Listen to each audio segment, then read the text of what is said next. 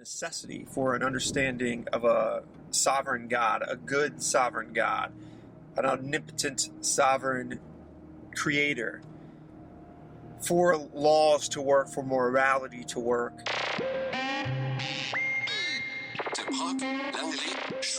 This is an age-old classic debate among atheists and Christians. I've always been puzzled by it on so many levels. The argument you hear, we don't need this God to know right or wrong. We don't need this God to have laws. We have this innate sort of alignment morally that we can just sort of follow. The whole thing never held water for me. If you read the founding documents, although it's heavily slandered and skewed by secular extremists today, there are deists among our founding fathers. I mean, that's not a debate. And when you read these men, you get the impression, well, clearly these men aren't evangelical Christians. I would agree with that. And even the ones that you sense, hey, there's some real skepticism in these men. Like, I'm not even sure if they really do believe in a Godhead. These men, although they might be plagued with skepticism and doubt, clearly understood the need for God in a good society. Because if you're not going to have a totalitarian state, if you're not going to have some status boot on the neck of people, forcing them to do various behaviors, forcing them to do this and not do that, and certainly that was not our founders' desire. They were running from that. If that's not what you want, then you have to present an alternative option. It seemed like some of these deist founders understood this, that instead of the state enforcing morality, an internal compass, an internal fear of God. And the reason you don't steal is because you fear God, not because some police is going to, beat you over the head with a billy club and throw you in a paddy wagon. No, you don't steal because you have a fear of God. This is how you govern a free people without a huge tyrannical state. It just seems like this concept was understood. The aggressive sort of new atheist movement has gone to great lengths to just remove that as a need.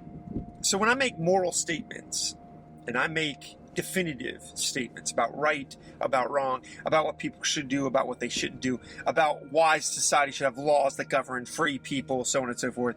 The true north for that decision for me is God.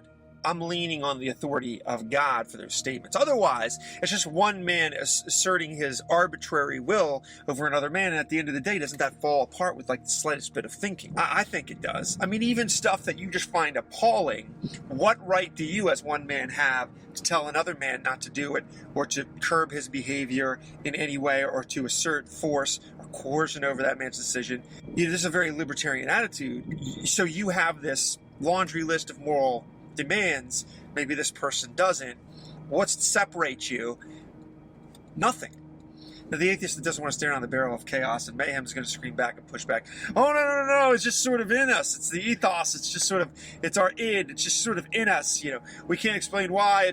It matriculated in us after thousands of years or whatever. Of course, they can't point to any evidence of that. There's varying degrees of moral calibration in human beings all over the place. Of course, it's not in us. What's in us is evil. What's in us is destruction. What's in us is murder and malice. I evidence you the globe.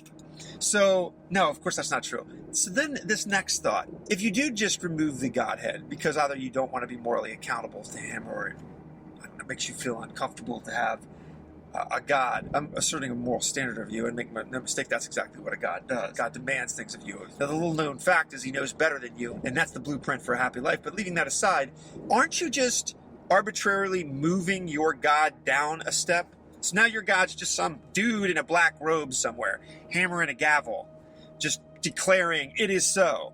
You're willing to bow your knee to that God, or it's just some guy in a police outfit, or it's just some president that gets elected.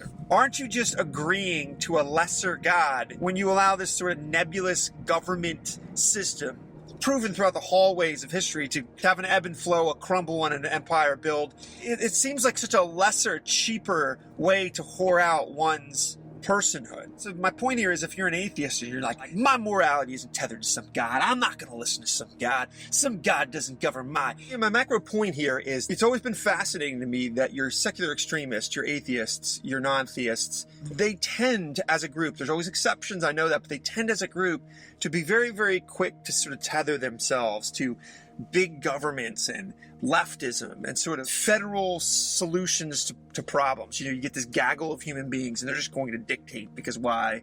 They're better, they're smarter, whatever the case may be. I find this to be fascinating because The actual omnipotent God, they don't want anything to do with that. But some gaggle of dirty underpants wearing human beings in DC, they're willing to just prostrate and bow, and whatever kind of power and corruption and nonsense and shenanigans that they're pulling off. This, of course, we should allow to coerce our free will. A God? No. Not a God, but a government or a big Leviathan state. 2 thumbs up. Preposterous. It's just to show you, wisdom begins with the fear of God. And if you do not have it, you will enslave yourself to many other gods. They're just cheaper, lesser, false deities of self, deities of man, deities of government. My opinion. What do you guys think about it? Leave your comment in the comment section. Thank you for listening.